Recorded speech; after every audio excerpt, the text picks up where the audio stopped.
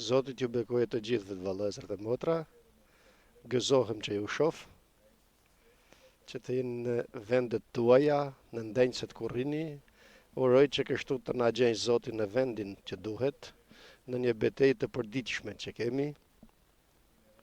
Është një provë që kalojmë të gjithë të kohra, një betejë ku provohet besimi jon, dashuria jon, fjalët tona, dëshmia jon i provon koha, Ushqimin i mirë duhet që ta gatua shumë orë dhe dal nga dal. E vën që herët dhe bëhet ushqimi, kështu na ka vënë Zoti dhe na pjek dal nga dal, që të zbutemi atje në tenxhere. Përse? Sepse jemi të egër, kemi ngurtësinë tonë, ky është problemi jonë. Kemi fjalën e Perëndis, por t'ju them një ditë unë vej kështu që i bjen sinjaleve të shtëpijave. Një ditë shkova tek një klient për të rregulluar atë për sigurinë që bëjnë. Dhe i them dua të dëshmoj. Është detyrimi im, thash me veten time, do të dëshmoj përpara saj. Jo se desha në atë moment, por ajo që na kap ajo pendikostis që kemi, do të dëshmoj, pa dashuri, pa mëshirë, çfarë të dëshmosh, çfarë të thuash. Nëse unë mora turr, mora vrull, dhe në atë moment ajo ishte pranë me jetë. Dhe fola jo folun, i them shiko si është. Shiko mos të hinsh në një ferr ndonjëherë, thot. Aman, bëri, dhe u largua prej me jetë. O tremba jo grua. Dhe edhe unë mbeta pak sekonda në heshtje dhe thash, e kuptova brenda me jetë se kjo nuk është dëshmi e Krishtit që duhet.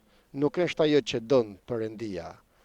Dhe kështu vëllezër dhe motra, nëpërmjet kësaj që do të lexojmë sot, duhet t'i ngjajmë Zotit, në mënyrë që edhe ne të gëzohemi kur të dëshmojmë, por edhe tjerët kur të na dëgjojnë të gëzohen, të ndriçoja drita e Krishtit mbi ta. Jo dritë njohurie që të tregojmë tek të tjerët se kush jemi apo sa dim. Le të hapim fjalën e Zotit tek kapitulli i 13 i Ungjillit të Gjonit. Ungjilli i Gjonit, kapitulli 13. Të shohim Zotin tonë që është shembulli jon se mos vallë vëllezër dhe motra t'i ngjajmë pak më shumë. Kapitulli 13 tek Ungjilli sipas Gjonit. Jezusi u lau këmbët dishepujve të tij. Por përpara festës të Pashkës, Jezusi duke e ditur se kishte ardhur ora e tij, të kaloi, me falni se ne po i afrohemi, i thoja gruas tani që po vija, tani kemi Krishtlindje, por ne do të lexoj tani për Pashkët, le që kemi Krishtlindje. Por janë të bukura këto festa, mirë është që të gjitha kombet së bashku vendosen të festojnë lindjen e Krishtit, kryqëzimin e Krishtit, kjo është e mirë, kurse mëkati është gjë e keqe. Para Pashkës, Jezusi duke ditur se kishte ardhur ora e tij të kalojë nga kjo botë tek Ati, duke i dashur të vetët që ishin në botë, i deshi deri në fund. Dhe kur mbaroi darka, mbasi djalli i kishte shtënë në zemër Jud Kaskariotit, birit të Simonit ta tradhtonte, Jezusi duke ditur se Ati i kishte dhënë gjithçka në duar dhe se ai kishte dalë nga Perëndia dhe te Perëndia po kthehej, u ngrit nga darka dhe hoqi rrobat e tij, mori një peshqir dhe u ngjesh. Mbasi hodhi ujë në një legen, filloi të lante këmbët e dishepujve dhe t'u afshinte me peshqirin me të cilin ishte ngjeshur. Erdhi pra te Simon Pietri dhe ai tha, Zot, ti të mi lash këmbët mua? Jezusi u përgjigj dhe i tha, atë që po bëj unë tani nuk e kupton, por do ta kuptosh mbas kësaj. Pietri tha, ti kurrë nuk do të mi lash këmbët. Jezusi u përgjigj, po nuk të lava, ti nuk do të kesh pjesë me mua. Simon Pietri tha, Zot, jo vetëm këmbët, por edhe duart dhe kokën. Jezusi i tha, ai që është i larë, s'ka nevojë vetë se të laj këmbët dhe është krejt i pastër, edhe ju jeni të pastër, por jo të gjithë. sepse ai e dinte se kush do të tradhtonte, prandaj tha nuk jeni të gjithë të pastër.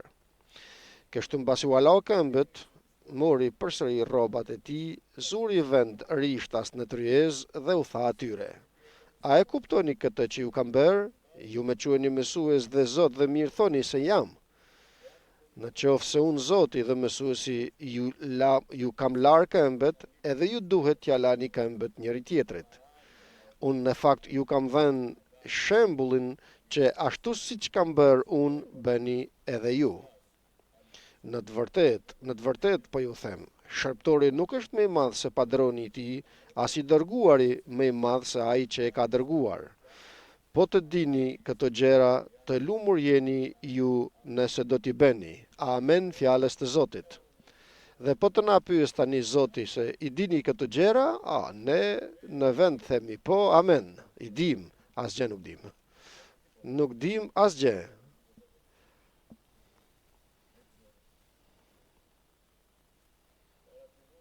Shohim se si është sjellja jon dhe çfarë të thot Perëndia për ne, nganjëherë lëm të habitshëm. Domethënë, këtu dishepujt në një vend tjetër vazhdojnë dhe zihen se cili është këtë ditë të ejtë, se kush është më i madhi. Por sa po të pyes Zoti, a dini këto gjërat? Po, patjetër thojnë i dim, amen, amen. Dhe 1000 herë themi amin, dhe kur të jetë të bëjmë pak anash që të ulet dikush tjetër, nuk bëjmë sepse është vendi jonaj. Ky është vendi ndenca ime. Sikur nuk e di nëse u kisha thënë këtë, kur hyrën për herë të parë në kishën e Iliupolit, shkova dhe ula fatkeqësisht për mua në vendin e një vëllai që s'kishte ardhur akoma dhe ishte 50 vjet në Krishtin ai, i moshuar pas pak vitesh vdiqaj. Dhe unë nuk e dija, të parën herë që hyra aty, shkova dhe ula pranë derës, sepse kisha turp. Ishte anash dera e kishës dhe në portën në ndencën e parë shkova dhe ula. Dhe erdhi ai vllai 50 vjet që ishte në Krishtin, që kishte thënë, ku din se sa mi herë amin, amin në predikimet që kishte dëgjuar, dhe më thot, jo, aty mos ul aty, më thot, ik nga aty ku je, aty është vendim. Dhe fatmirësisht vëllai Vangjeli e pa nga larg këtë temë dhe vrapoi. Unë isha rilindur nga stacioni i radios dhe nuk më prishte puna ajo gjë. Vëllai Vangjeli vrapoi, që ishte bari i kishët atëherë, më arriti dhe e dinte për vëllain se ishte pak i habitshëm, eja më thot dhe më vuri pranë Sotiri Pikeas, që ishte shumë i mirë dhe më ndihmoi shumë në fillim. Sotiri Pikea. 50 vjet në Krishtin vëllai, por zemra e tij nuk ishte zbutur akoma. Ma përse vëllezër dhe motra kalojnë kështu mësimet e Zotit përpara nesh? Shikoni tani që të lexojmë. Të mos themi amin dhe zemra jon nuk mundet që të ndaj dhe shoh dhe diçka tjetër. Gjë e vështirë është mosha e tretë. E vështirë është.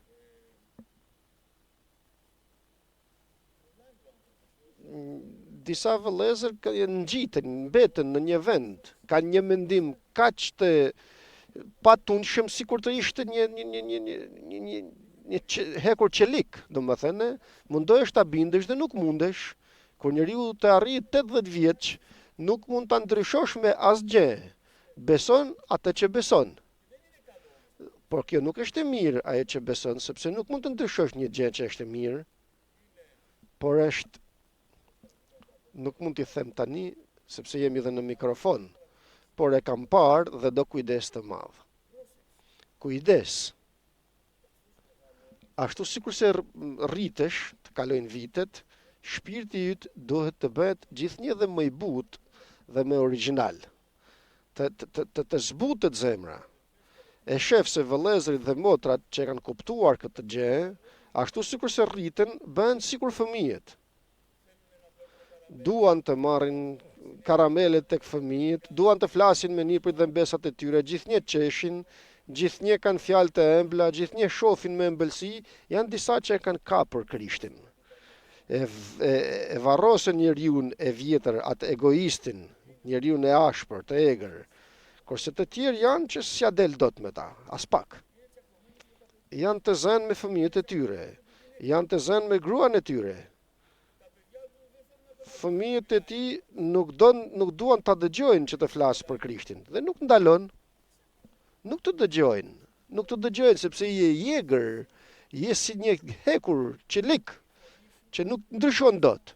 Zëri yt nuk ka brenda dashuri, nuk ka dhe mshurin, flet gjithnjë për fjalën e Perëndis dhe nuk ke gjurmë dashuriet, nuk don të hash me ta, nuk don t'i puthesh kurr, ma je njeri Perëndis kështu. Ku shkon? Çfarë je? 40 vjet edhe ai në Krishtin, tjetër ai.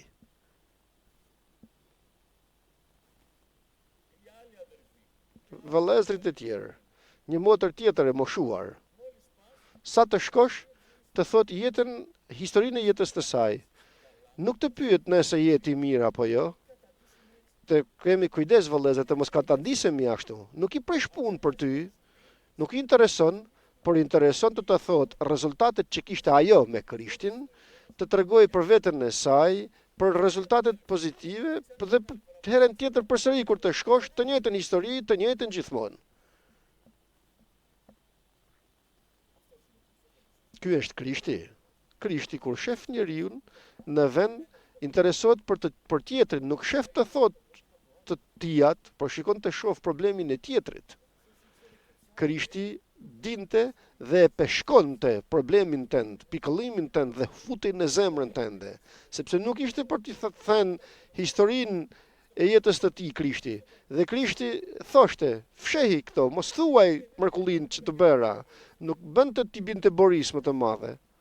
Por aty ku duhej, vepronte sikur duhet. Don të rritesh dhe të bësh gjithë jetën tënde duke thënë historinë e jetës sate, apo të jesh si një njeri që të shohësh një vëlla, një motër, një njeri jashtë, që ti thuash si je, çfarë bën, si e kalon, si je me shëndet. Pra që të bashkohesh me tjetrin, këtë bëri Krishti vëllezër dhe motra. Dhe ja thua, ke egoizëm dhe nuk zgjohesh atje në atë kasetën që ke vënë. E dini, kur vendos një kaset, gjithnjë tek fëmijët e tu, do të shkojnë të ikin në Australi, do të marrin shpinë të ikin, domethënë. Mjafton të mos të shohin më nënën dhe babain e tyre sepse janë mërzitur me ta. Përse? Sepse nuk e kanë zërin e Krishtit shpeshherë. Të kemi kujdes vëllezër dhe motra, përse rritemi këtu në kish, kjo nuk do të thotë se bëhemi dhe më të mirë, por ju thash, pash edhe shembuj të bukur, në kishën e Iljuput, aty, pavarësisht se mi kishë vogël, ka vëllezër që gëzohesh me ta. Dhe të thuash, kështu të rritem, është 85 vjeç tjetri, dhe të flet sikur të ishte 15 vjeç. Sikur të ishe ti i madhi, sikur të ishe ti ai që e din mirë shkrimin, ti më i miri. Dhe ai është si fëmijë i vogël, me atë buzëqeshin e vet, vëllai përullur, sa bukur. Sa mirë të jemi të përullur, të bëhemi njerëz të përullur, dhe kështu të mirë, të durueshëm, dhe të e dini se dhe fëmijët akoma, disa nuk ju afrohen fëmijët e vegjël kanë dallim, din t'i dallojnë gjërat, e din fëmijët se kush është i ëmbël, kush i don, kush do t'ju marr karamela, kush do t'ju thot një përrall, kush do merret me ta. Që them tani në kohët e fundit, kam kapur djalin e Genit, Markon, me ka vërë Zotin në zemër, a i sa herë që kalonte me gjuante me grushta. Është 7-8 vjeç është Marko, po është shumë i fortë, edhe në futboll, është trupi i tij kështu që fëmijë i vogël, ka forcë në të gjitha. Dhe është shumë i drejtë ai djali, ndërgjegjshëm, do të thotë atë që të dojë dhe do të gjujë edhe një të japë një shpull. Dhe vrapon, pastaj hajde ta zësh në kish. Sa më pëlqen që vrapojnë fëmijët në kish. Kur më kishin bërë dhjak, kishin frikë fëmijët. Erdhi Andrea, thonin, s'kisha mënyrë të sillesha me ta. Dhe një herë Panajoti Koqinopulo që kishim në Iliupull, një vëllai bekuar, ishte jashtë, bëni qetësi, thoshte, qetësoheshin të gjithë. dilte nga dhoma ku ishin fëmijët dhe më thoshte Panajoti, haje ndonjë merr edhe pak mjaltë dhe haje më thoshte, që të mos më ofendonte. Dhe kështu ajo më kishte mbetur, mësim i bukur vallai. Ai ishte peshkopun isha dhjak atëherë. Pa u zënë me mua, shikoni sa bukur që më kaloi, dhe unë tani gjithnjë më kujtohet, kjo se harroj dot. Haje ndonjë lugë mjaltë, thotë, të ëmbëlsohet gjuha jote, si u flet kështu fëmijëve. Marku në gjuan të me grushta, dhe thoja, o Zot, me vëllain apostolin gjithnjë e përqafonte dhe donte. Unë kisha zili dhe thoja, përse mua me gjuan kurse tjetrin e përqafon? Dhe në lutje vëllezër, të shohim sjelljen, dini se fëmijët nuk janë dinak dhe nuk bëjnë gabim në gjykimin që bëjnë, sepse janë të pastër. Ne çdo të shtunë bëjmë diskutim të fjalës të Zotit dhe dalim së bashku pastaj dhe ham sufllaqe. Bëjmë lutje, diskutim të fjalës të Zotit dhe pastaj dalim të gjithë së bashku. Të gjithë, kush mund të vjen. S'kemi për të ndarë skuadrën, çfarë të ndajmë. Dhe më thot një ditë Marku, por unë lutesha për te. Dhe më thënë, në kishte mërzitur çështja që nuk më afrohej. Nuk e di, a mërzitesh, dhe më thënë, kur nuk të afrohen njerëzit, të mos gjenë qetësi vëllezërit rreth e çaktejet, të flasësh me ta, të jenë gjithmonë me një fytyrë të ashtu.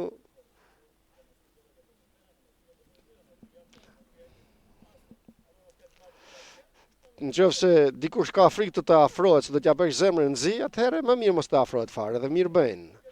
Pse ta bësh zemrën e zezë tjetrit? Në vend që ta bëjmë të bardhë, sikur se Krishti bën zemrat e pastra. Askush nuk shkoi tek Krishti që ta shkoj dhe ta dëshkojë Zoti përballë. Por të gjithë gjenden qetësi dhe dashuri të shkojnë pranë Krishtit. Një darkë që isha lutur për te, më thot Marku. Më thot, a ke top më tha?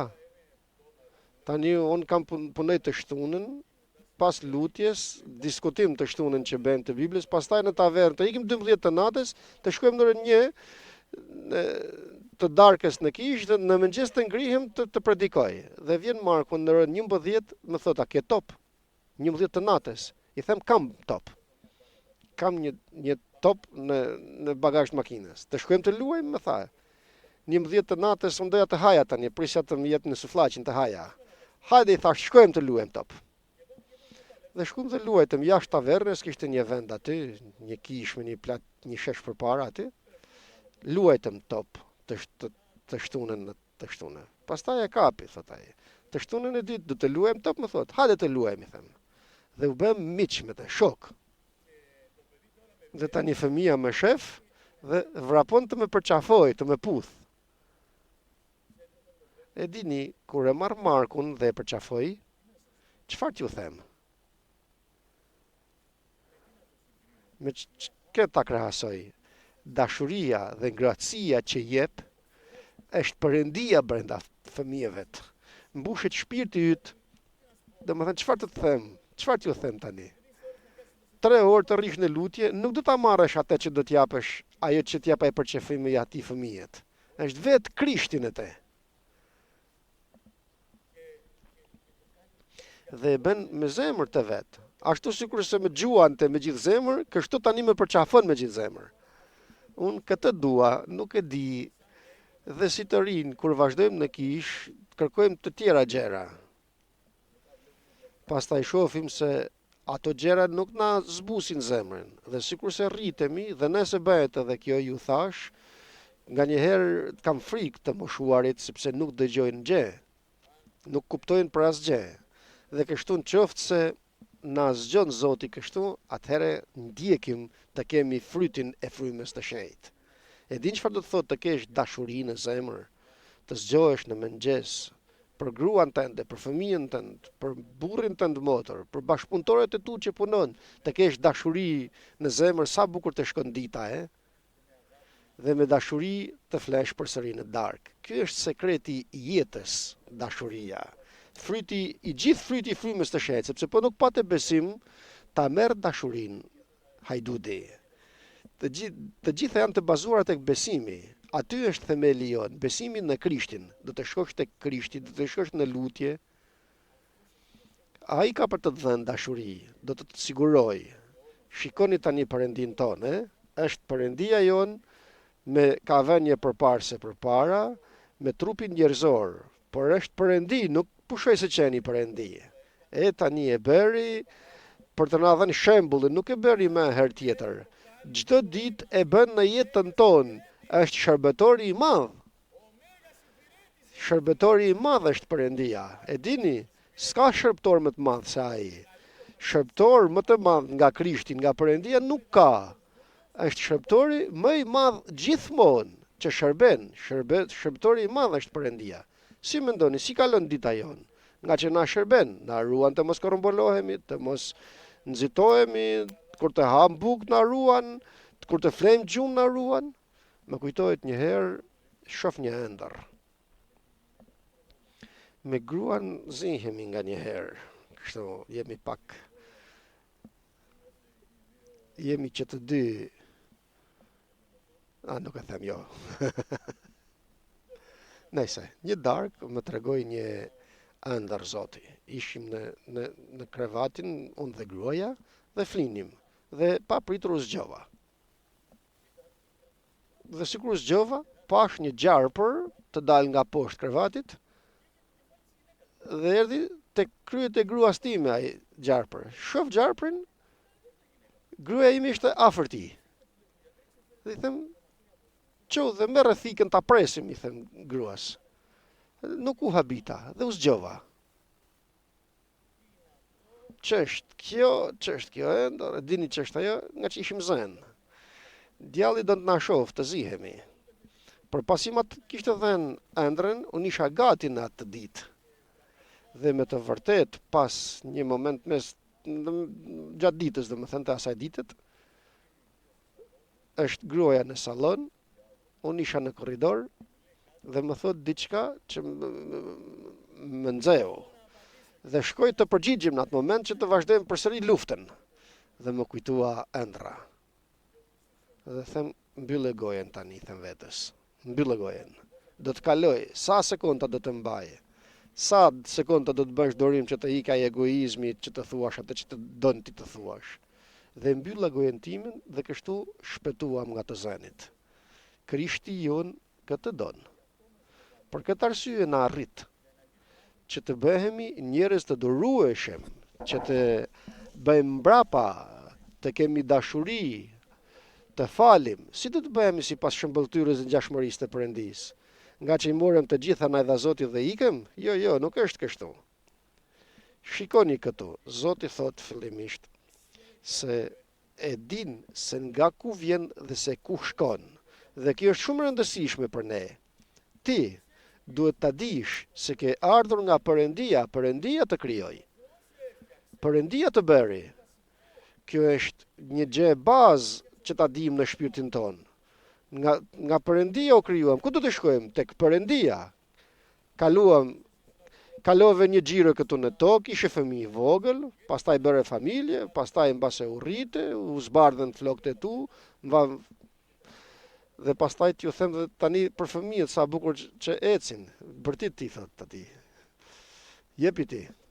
Sepse atë doja të thoja pak përpara. Çfarë thash? U harrova ku kisha, ku I lash?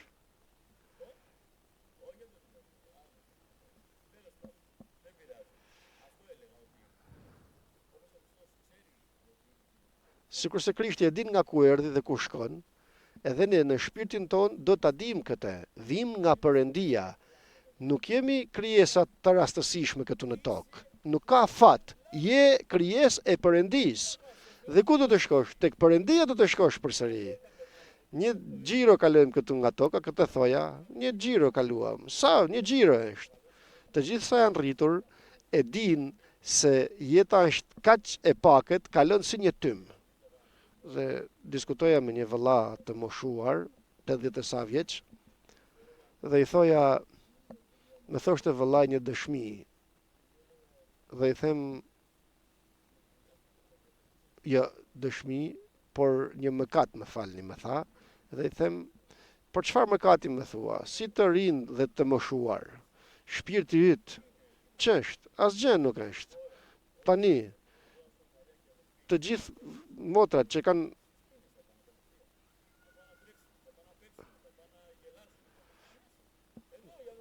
të gjithë këtu që jemi, po të na japi Zoti një trup të një fëmije të vogël, të gjithë të shkojmë të vrapojmë, të lozim, çfarë duam ne?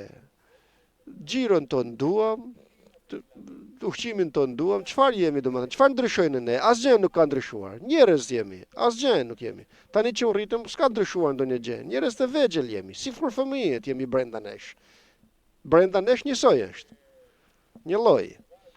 Dhe të moshuarit vëllezërit, çfarë do moshe që të kesh, ta dish se djalli të ndjek, nuk të lën rahat. Mos u ndjej keq, sido që të jesh. Krishti të don, Krishti të kupton, sikur se fal atë që është 20 vjeç, atë gjithashtu njësoj fal atë që është 40, 60 apo 80 vjeç. Dhe të mos na habit mëkati. Mëkati i troket derën të gjithëve, në të gjitha moshat. Falenderojmë Perëndin. Kështu thoja për Timotheun, për fëmijën e vogël. Kur isha dhjak isha shumë i ashpër. Dhe dal nga dal Perëndia na ndreq, po të duam, Dhe kështu më kujtohet shifja që të mos ketë as pak zhurmë në kish. Dhe sa do kostot të kishte, unë kur kisha shërbimin, kur isha në shërbim për fëmijët për t'i ruajtur, unë atë gjithë më trembeshin. I merja, i qoja tek prindrit, bëja të ndryshme. Por duhet ju them se si jam tani. Tani, kur nuk dëgjoj fëmijët në kish, në momentin që predikot fjala e Zotit, që të lozin, të bërtasin, të dëgjoj pak se janë aty brenda, atëherë mërzitem. Dua të dëgjoj zërin e fëmijëve në kish. Jep jetë, fëmijët japin jetë. Të qarat e tyre, kështu, ato që bëjnë, gjitha këto janë të bukura dhe duhet t'i duam vëllezër dhe motra. Të them diçka pak të ashpër se kemi dështuar në këtë temë. Mjaftueshëm të paktën. Nuk flas për në kifisjat tani, por flas përgjithsisht. Do me thënë humbëm shumë të rinj. Shumë të ri, fëmijë. Isha vajtur në një kish. Jo se në Iliupoll jemi më të mirë, jo nuk jemi. Por them tani diçka të veçantë të mos dëgjoj edhe kush nga Iliupolli të mos habitet. Kishim vajtur në një kish jashtë Athinës dhe flisja atje me një vëlla që është djak. Dhe i them, ku janë fëmijët? Thot, kishim shumë fëmijë, më tha. Kishim, thot, 20 fëmijë. Ma ku janë fëmijët? Tani nuk kam asnjë, thot. Ku vajten? Ikën, thot, nuk duan të jenë në kish. Shkuan për studime andej, këndej, u zhduken. Përse? Nuk kalojnë mirë në kish. Ne do t'i bëjmë që të ndjehen mirë në kish fëmijët.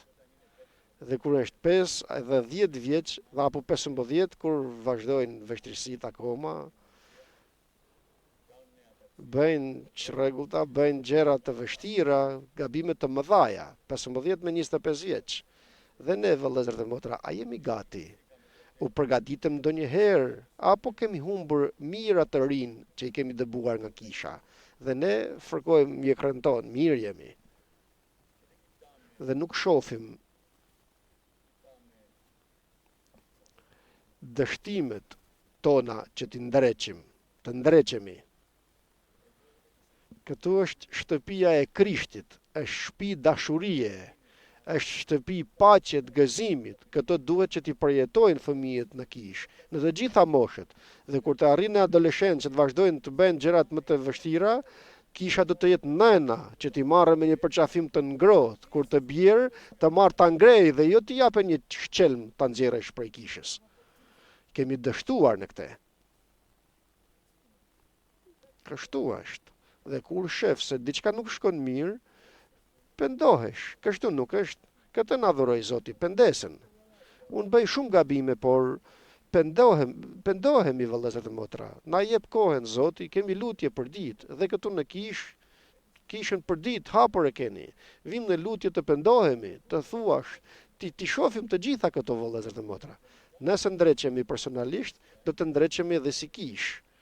Të gjenë qetësi dhe dashuri të gjitha moshat pranë nesh, të ketë gëzim në kish. Dhe ne që do të ndërtojmë, për na jep edhe Perëndia mënyrën. Kështu, të vështirë jemi. Largoni fëmijët, thotë, sepse shqetësojnë këto. Çfarë të bëj, thot Krishti, të ndjeku fëmijët? Ti ndjekësh fëmijët, kemi punë serioze që të flasim. Tani ringjallim të vdekurit, shërojmë të paralizuarit. Tani çfarë ti kemi fëmijët në përkëmbë? Me dëshira të kota, të shqelmojnë gurët dhe të thojnë të luajnë top dhe ku diun. Jo, ne do të merremi me gjëra serioze ne këtu. Këto janë mendja jonë, vëllezër dhe motra. Kjo është. Dhe thot mos i prekni fëmijët, thot Krishti. Vuri duart dhe i bekoj. Kishte kohë për fëmijët. Sillni, thot fëmijët tek unë. Lëreni fëmijët të vinë tek unë. Sillni tek unë fëmijët. Zoti kishte kohë, nuk kishte kohë vetëm për të mëdhenj. Kisha nuk është vetëm për të mëdhenj, të bëjmë në mbledhjen tonë dhe lutjen tonë. Dhe ku është koha për fëmijët? Krishti don të përkushtoj kohë dhe për fëmijët. Kohë. Të ike koha për fëmijët. Ti përqafoj Krishti, ti bekoj Krishti.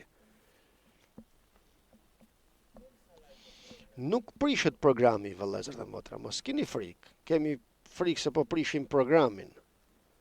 Nuk prishet programi. Dhe nga njëherë mendojmë se fëmijët, kur ishin të vegjël fëmijët e mi, kam 5 fëmijë, 4 djemë dhe një vajzë. Vajza dhe djali i madh janë këtu. Kur ishin të vegjël, 3-4 vjeçar, kështu i merja. I merja me zor dhe e vera aty në bankë, kur ishte ora predikimit. Rrinin për 5 minuta dhe s'rrinin dot më. Pastaj merja me zor, me dhunë, sepse isha dhe dhjak, dhe nëse fëmijët e mi nuk rrinin sikur duhej, si të rrinin fëmijët e të tjerëve? Një mendje të tillë kisha. Të tjerë me tillë mendje kemi.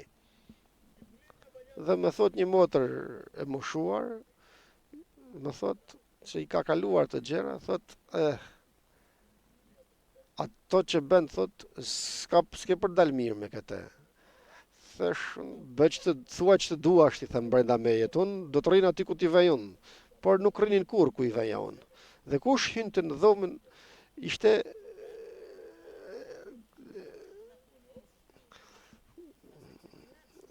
fëmijët, nuk është kollaj ti dorosh, do të mësosh me durim me fëmijët e vegjël. Ti do të mësosh të dorosh, jo fëmija, ti do të mësosh të dorosh. Shko në lutje tani, sikur si e egërsuar aty me fëmijët që merresh, Thot Perëndia, kush jeti? Ku jeti që erdhe të ngrish zërin? Ti don frymë të shenjtë dhe si fole kështu njëri tjetrit? Si u fole kështu? Ja rrit tani këtu, të pendohesh, të ndreqet zemra jote 1 orë, nëse arrin që të mbush me frymë të shenjtë apo jo.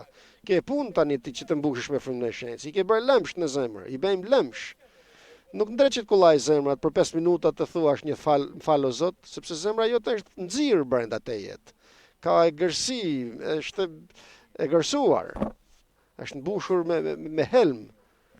Lavdi emrit të Zotit. Krishti jon, Perëndia jon, sikur se tha Thomaj, Zoti im dhe Perëndia im.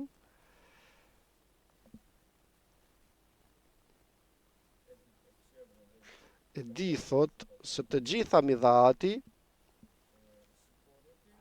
ngrihet, heq rrobat që kishte dhe vesh përparsën, e vën rreth në mes, që të vej këmbët e pista të dishepujve. Vën ujë, sepse me ujë lahet pislleku, dhe vazhdon të laj këmbët e dishepujve. Dhe këtu, ku i pastronte, këtu na intereson të themi se është një diçka që frymërore kjo. Nuk dua të them të shkojmë të lajm këmbët jo, po na intereson të themi se është diçka frymërore që të mos i shërbejmë në mënyrë origjinale, domethënë kështu vëllezërve. Thot fjala e Perëndis që të ndihmojmë vëllezërit përgjithsisht. Jo, nuk do të thot këtë fjala e Perëndis këtu të ndihmojmë vëllezërit. Këtu thot që shërbëtori i Perëndis, një që është punëtor në veprën e Zotit, të heq atë kostumin e tij dhe kollaren e tij, t'i lejnë në një anë, sikur se i hoqi vetë Zoti, dhe të ndihmoj në punë që bën punë me dorë dhe jo vetëm frymërisht. Jo frymërisht që t'i lëmë një tanë, sepse kur bëm një punë me dorë, domethënë, ajo puna praktike, nuk i pëlqen punëtorëve, sepse po të kesh kollare, si ta heqësh kollaj? Është i bukur, ju pëlqen kostumi. Po për Zoti hoqi. Heq kostumin që kishte dhe kishte qëllim të merrte edhe pislekun nga këmbët e dishepujve të tij. Do të vi pra, nëse e don ti, nëse nuk e don s'do të vijë kurrë. Do të vijë ora kur do të mundesh edhe ti që ta heqësh kostumin tënd dhe tu shërbesh me të vërtet vëllezërve të tu. Edhe le të jesh edhe peshkop. Mund të thuash nëse je edhe bari i kishës, le të jesh edhe bari i kishët. Do të vinj, më kujtohet një herë t'ju them diçka. Ishte për të hequr tapetat nga kisha e Iliupolit, sepse ishin prishur tapetet. I kishin filluar të prishen si tapetet, doshin heq. Dhe them, hajde të vëm dorën të gjithë. Shikot tani dhe këtu 200 metra katrorë është salla. Nga poshtë ishte mbledhur dhe poshtë. 20 vjet ishte ai tapet i shtruar. Ishte që nga vëlla Vangjeli Meneksi që ishte bari i kishët atëherë. Punë tani, të ngresh gjithë tapetin që kishte ajo, quam shpërvelëm mëngët të gjithë, dhe një vëlla, nuk themi emra, punëtor ishte. Ka për thot vëlla të qëjmë dhe nuk mundem, thot, kam probleme me mesin, tha. Nuk mund të. Kishte mesin, dhem të mesi. Kemi turp, val, ndjehemi se jemi diçka të veçantë si punëtor në veprën e Zotit. Mos ke vlerë tjetër që nuk mund të fshish, nuk mund të lash. Të gjitha do t'i bëjmë. Bariu është bari, është peshkop, është djak, u shërben edhe ushqimet, i kemi parë këto që i bëjnë. Të gjitha i bën dhe i intereson. Po, ti çfarë je? Unë kush jam? Do të vijë ora të provohemi vëllezër. Nëse kemi brenda nesh një diçka që na duket vetja i lartë, Petro këtu ka një farë, kështu thot në veten e tij, nëse Krishti do të më laje këmbët, unë duhet t'i laj këmbët të gjithëve, sepse këtë shembull më jep. Jo, nuk bëj të lajon këmbët e Zotit, sepse është Zoti. Është pronari jon, është drejtuesi jon, është Perëndia jon, është shumë është. Përderisa është kaq lart Zoti në një grad lart, duhet të kemi edhe një farë rregullit, të tjerët të fshin dhe të lajnë. Ne që jemi pak më lart, nuk kemi të bëjmë me këto. Po, këtë e thanë në kishën e parë dishepujt, sepse kishin 5.000 veta brenda. Ishin 12 dhe kishin 5.000 besimtarë në kishë. Dhe shifni tani, kishin vazhduar dhe u shërbenin duke u shpërndar ushqimet, deri kur e kuptuan se nuk mund të shërbenin 5.000 vetave dhe të sillnin dhe fjalën e Perëndis. Por kishin vazhduar dishepujt e kishin marrë mësimin, ishin të përulur. Vazhduan ta bëjnë 5.000 veta në kishë, edhe Pjetër Gjon, sill këtu këdej, ti 1.000 këdej, ti 1.000 të tjeret, sa do të arrim, e zinë të darka dhe t'ju shërbesh 5.000 vetave, kur do të flisje fjalën e Zotit? Flasim për shumë njerëz, dhe ishin vetëm 12. Thot nuk ja dalim dot. Dhe çfarë votuan? Ja 200 dhjak? Jo, 7. Besoj se më ndihmonin dhe të tjerë patjetër, por nuk votuan 200 dhjak për 5.000 veta, por 7. Ja bëre pak pjestimin, të shofish se sa punë don Zoti të na vej të bëjmë. Duam të kalojmë mirë ne, a nuk mundem? Përse nuk mundesh? 7 veta ishin 5.000 shpirtra është. Ja pjestoj pak se sa vet ju shërben të Stefani. Aty ta shofesh kamarierë Stefanin. Sa të janë?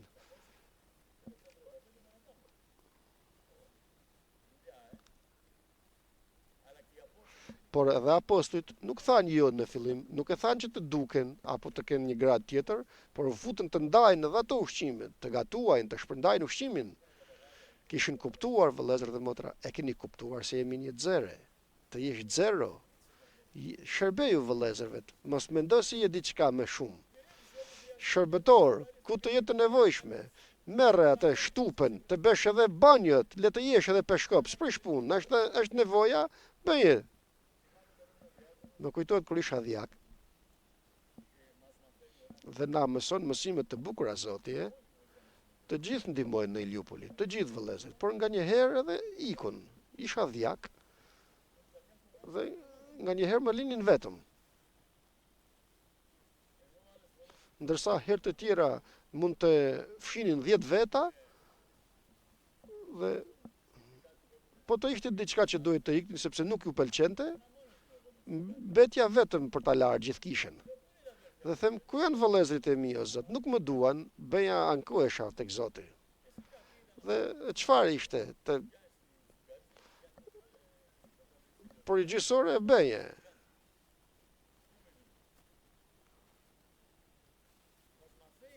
Na mëson Zoti. Bëje këtu tani ta lash dhe mos qaj. Kjo është shërbes që i bën në veprën e Zotit, dhe të marrësh shpërblim në qiell. Dhe le të mos jenë të tjerët, le të keni ikur të gjithë. Ti qëndro, shërbe për Zotin, mos shef çfarë bën tjetri. Tjetri mund të ik nga kisha fare. Ndoshta përton tjetri të fshi. Ti do të kesh edhe ti ta marrësh këtë helm brenda teje, përtoj të lutem, përtoj të fshi, përtoj të vinë në kish për ditë, i kam paksuar ditët, ti ndreqi pak më mirë. Tani mësova, tani di jam me provojën, do të vi gjysmën e ditëve. Jep gjysmën e zemrës sate te Krishti. Dhe gjysmën tjetër ku je? Zot të shofësh vëllezërit e tu. Çfarë do të shofësh? Ditë të tjera që mungon ku je?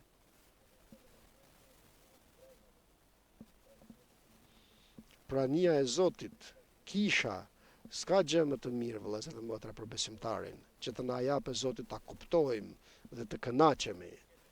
Të kënaqesh me vëllezërit dhe me motrat e tu. Të gëzohesh. Nëse i shef të mërzitur, bëj që të qeshin. Sa mirë që është kisha.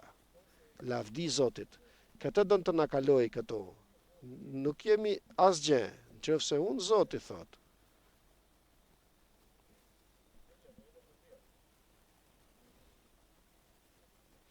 Sa është ora thot se nuk shoh. Atë që don të na kaloj Zoti tani, nëse Perëndia jon është kaq i përullur dhe i ëmbël, atëherë ti çfarë je dhe unë çfarë jam? Është kaq i thjesht. Nuk e bën këtu për të dhënë një mësim dhe pastaj të ikë nga ajo shërbes që bënte. Ai kënaqi ta bënte për çdo ditë dhe e bën. Sepse është tek nëna, tek vëllezërit, është në çdo shërbes. Ai është Krishti jon, vëllezër dhe motra, fshet pas të gjithëve. Është i pari dhe i fundit. Ai të jep frymë shërbeset. Lavdi Zotit. Punoj me një vëlla në punë dhe më thot, "Ke gjë të më ngushëllosh për ditë?" I them, "Jo, nuk kam sot." "Të them unë," më thot. Dhe më tha këtë të bukur. Gjithë pikëllimet kur ti mërzitesh, pranë teje është edhe Zoti me ty. Nuk është që nuk preket Zoti. Kur je ti mërzitur dhe Zoti është i mërzitur bashkë me ty, bashkë i kalojmë problemet me Zotit. dhe se sa pranë ne shesh në të gjithë jetën tonë. Gjitha pikëllimet për izraelitët flet atëherë që kaloshin atëherë dhe pikëlloi edhe Zoti me ta. Mërzitesh ti, mërzite me dhunë me ty, thot Zoti, bashkë ta kalojmë. Ky është Krishti jon.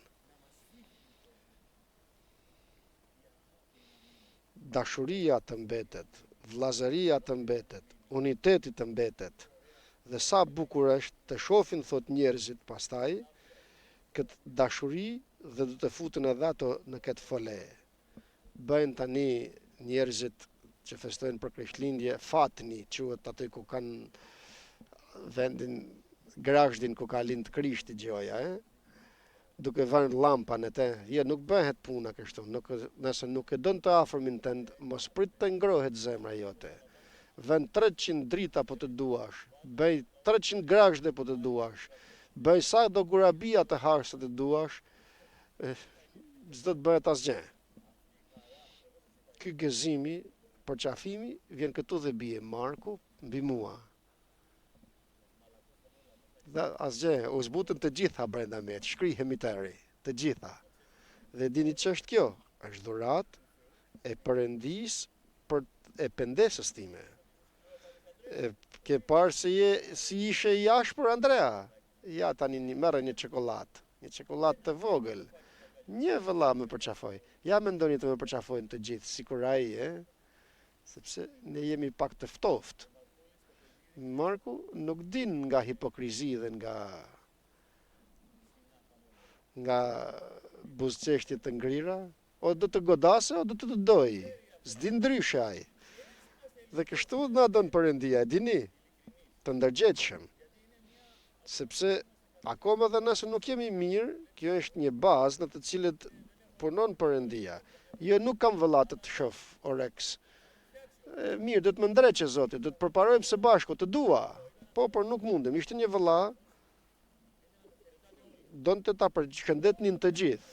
Po të mos e përshëndetshin të gjithë, mërzitej.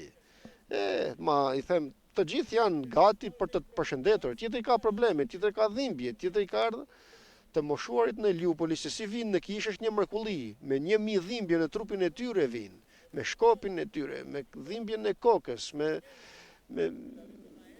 me lloj vështirësish që janë, është një mrekulli që vinë. Dhe çfarë don të përshëndesin me zor? E din çfarë do të thosh të kesh dhimbje? Ne të rinjt nuk e kuptojmë. E shef të moshuarin që rrin, ku kupton ti se çfarë sa vështirë ka ardha në kish, deri ku ka ardha ai shtul. Nuk më përshëndeti, po përshëndet ti. Sa të habitshëm që jemi, Dhe kështu humbim edhe mbretërinë e Perëndis. Duhem të na mbushe Perëndia me mbretërinë e tij, sepse të gjitha këto i bën të banoj mbretëria e Perëndis në ne. Dhe e din sa bukur që është mbretëria e Perëndis. Mos e prit atëherë, do ta shoh, do ta presësh për atëherë, por tani që tani të jesh në mbretërinë e Perëndis. Gëzim, besim dhe dashuri në frymë të shenjtë, na thot fjala e Perëndis. Fatmirësisht Pietri ka një të mirë, se ka kuptuar këtu mësimin. Me një mësim nuk e kupton gjërat tamam. Ka një gjë të mirë, i beson Zotit. Të laj thot edhe këmbët e të gjitha, derisa e thua ti o Zot, por nuk kupton akoma. Sepse akoma nuk e ka pësuar atë që duhet.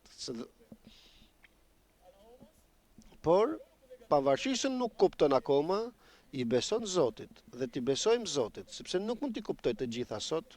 Ka një rrugë për gjithë secilin. Themi për mësimi i Perëndis na mëson përfundimisht. Edhe predikimet ndihmojnë patjetër për mësimi i Perëndis.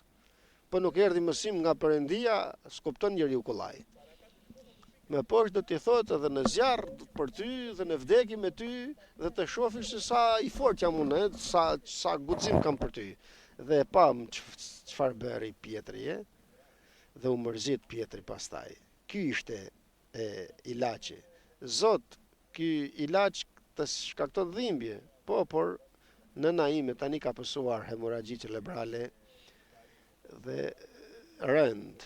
I shërbem, jemi 3 djem dhe ka nuse shumë të mira të djemve, domethënë. Ka shumë njerëz rreth e qark që i shërbejnë, por nuk flet, Dhe as nuk mund të shkojë në banjë, as të ecë, dhe as nuk mund të jape urdhër dorës të kruaj hundën e saj. As gjë, domethënë. Por gjëja më e madhe është kur ti vej shamin dhe e lyej me vaj, çan në rastet më të shumta.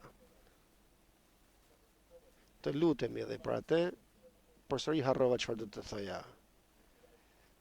Tjetër doja të thoja, mbase do të më vijmë më pas. Falenderojmë Zotin. Besoj se kaloi ora, është e gjysmë tani. Mbaroi ora.